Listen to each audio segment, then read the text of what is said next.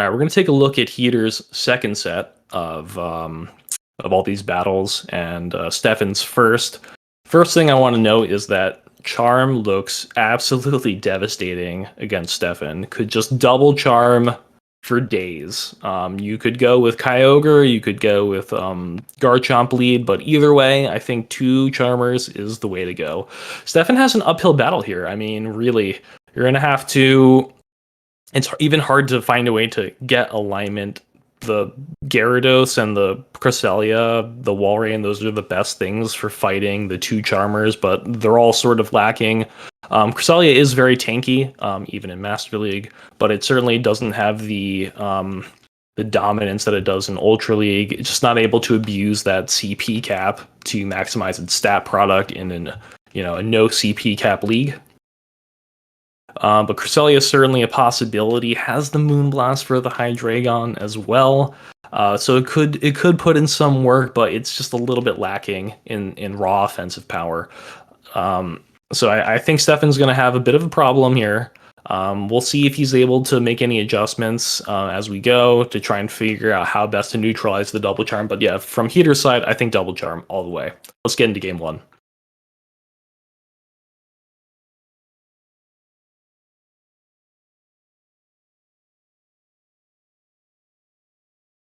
All right, so we see Stefan Zekrom into Kyogre. Good lead for now, but I think we all know what's about to happen. There comes Charmer number 1, and let's just say I will not be surprised if we see 2 shields pop up. Okay, you're gonna let this first move go no matter what, right? Like, there's nothing this thing can throw that will kill you. And throwing that Grass Knot is very strange. I would be thinking that as Heater, like, does he not have Moonblast or Future Sight? I would let this next move go. Stefan, not shielding, wants to leverage Cresselia's bulk, but unfortunately, I don't think preserving shields against this team makes a lot of sense. Definitely can live this Grass Knot. You're gonna no shield. I think you for sure no shield that. You easily live that, but okay, fine. Wants to preserve some health on the Sylveon. Sylveon's now going to be able to harass this Walrein quite a bit, and if you don't start shielding, you're going to find yourself with some big problems quite soon. So you're going to shield that. Charm damage really adding up. Going to go for the full farm down, but you're now at half health. Kyogre can easily handle this Walrein at this point in time. Earthquakes really don't do that much. You're probably going to be looking to try and catch a Surf on the Zekrom. Definitely don't want to throw right away if you're a Heater. You pretty much have to shield this. If you don't shield this, then you're just lost altogether. Throw another Earthquake, which Heater will not shield. There's no reason to. There's a Zekrom, and there's just nothing. I mean, even if you let's say you could catch this move, it won't matter because you're not going to be able to kill the Gardevoir with the Walrein. He's going to throw this Wild Charge to try and give it as little farm as possible, which doesn't really matter. Probably the best and only play was to go for the Crunch and get the debuff. Icicle Spear still not enough to KO a debuff Gardevoir, though. It's going to be a good game for Heater in game 1. Let's see if Stefan has a better idea how to handle this, this double Charm line. I mean, maybe it's best to just sacrifice Dragon Breath on the Gyarados for Waterfall, so you at least have some fast move pressure against this team. I think that would probably be best. I think you need Waterfall Gary against Heater. It's the only way. And if the Gary is met by Zapdos, you could get a lot of farm with Zekrom hardwalling the Zapdos and come away with some useful energy there. Gonna safe swap Cresselia. Heater doesn't have an immediate answer to this, but doesn't need to immediately answer this. You already know that this thing is just throwing Grass Knots. We haven't seen the second move. Has the Aurora Beam, I guess, for the Garchomp, but I mean, this is just not, I don't know if the Garchomp's ever going to even see the light of day here. There's no need to. Gonna shield. Now comes into Kyogre. And the thing is, you kind of don't want to throw both of these Grass Knots. You actually want to be able to farm with the Zekrom. Yeah, so you don't want to throw both. You want to be able to farm down the Zekrom and come away with a lot of energy. Gonna pop the shield. Which is annoying. Gets surf baited. Gonna get second surf. Makes sense from Heater to get Chip. Chip is really helpful with his fast move pressure team. Calling that surf though would have been like absolutely devastating for her, but Stefan couldn't afford to go down at that point in time. Gonna throw the crunch here, which I don't love. If this is the double charm, can definitely let this go. That Bagot's gonna prove to be really costly. Can't use his energy. And gonna come out, and it looks like Stefan is just going to concede right here and right now to the 2-shield Shadow Charmer in the back. Just tapping on his screen once just to make sure that it stays updated.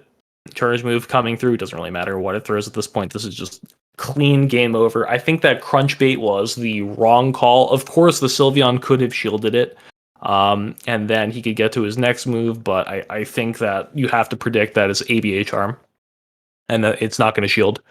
If he had been able to kill the Sylveon and throw a move against the Gardevoir, get the debuff with the crunch, I think there was a chance for Stefan.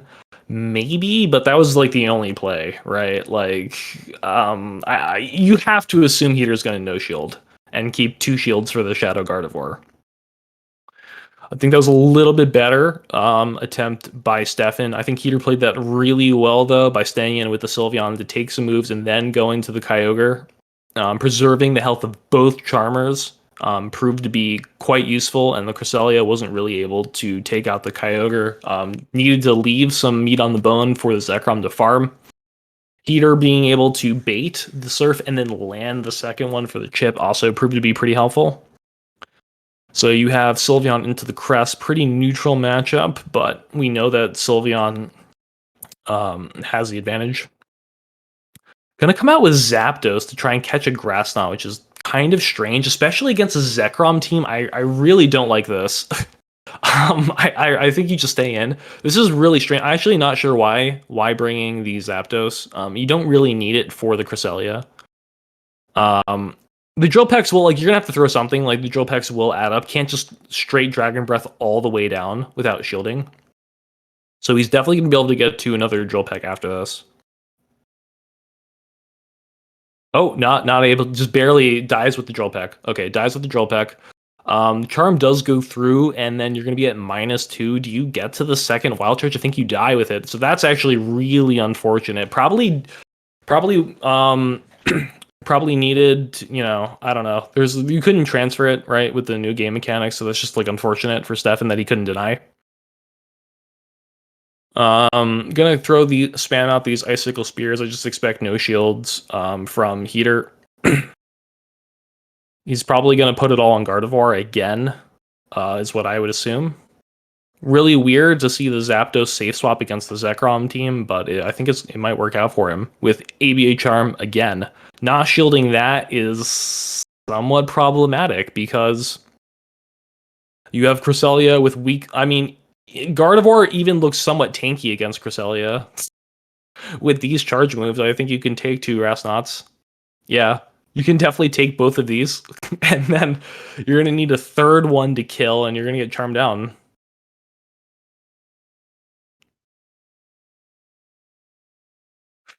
Looking pretty close. Needs to get to both of these. Can't let charms through. I think he's going to be able to get to the next one. Okay. Stefan is going to be able to pull this off just barely.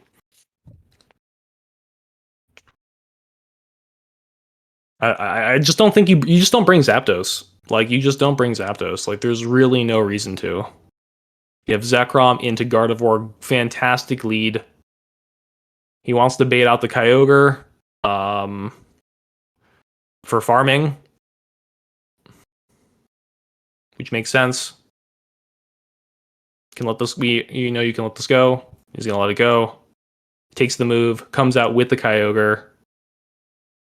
Gonna go for the full farm all the way down. And again, this is awkward because, like, do you really want to throw both Grass Knots? You don't. You want to get as much. Yeah, so you really want, you want to no bubble this then. Like, you really just want to no bubble this. You want to get as much farm with Zekrom as possible. So I think that's a huge mistake on Stefan's part. Needs to either no bubble or just not throw the second move at all. And then, like, basically the only way you win this game is getting sufficient energy.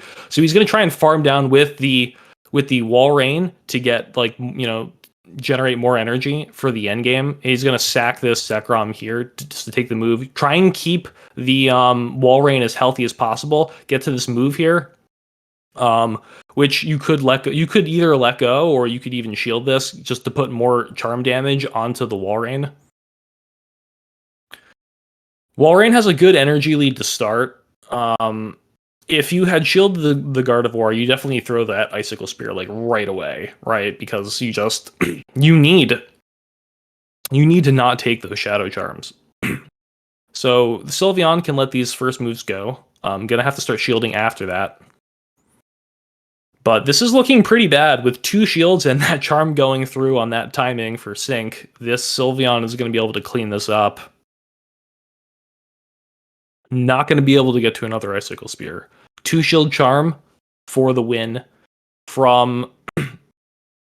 Yep, dies with the move. 2 shield charm for the win on Heater's side, and that's going to be a 3-1 really difficult matchup for Stefan. Needed to better optimize energy management, I think, and recognize where to get energy from, and understand that shields are less important. So even if by not throwing that second Grass Knot, like the Kyogre gets to a Blizzard and his Zekrom has to shield, I think it's well worth it to have more energy, and especially energy on Zekrom will allow you to potentially debuff your opponent. Okay, and let's take a look at the standings for the battle so far. You can see that on the league table here, we've got Heater in first, closely followed by Kelsey and Heartbroken Kid with 3 points each. And then in the middle of the pack, we've got Oscar and Chris. Of course, there's an unequal number of games that are played so far in the lobby, so it remains to be seen who will be moving up and who will be moving down. But anyway, that's going to be all we have for today. You'll have to check the Twitch streams, which are coming in the future, to send more games, to see how this tournament progresses. And of course, there's be a link to join PoGoRaids if you're interested in participating in these tournaments. Even if Master League's not your thing, we have Ultra and Great League, and even raid challenges are still offered. So yeah, that's going to be it. I just want to thank Kang for allowing us to host this content and promote PoGoRaids and the different formats that we have to offer. If you're tired of GBL, maybe take a break, maybe try some draft, get to use some things you don't normally get to use. That's going to be all. I'm Darkest David signing off. Thank you for watching.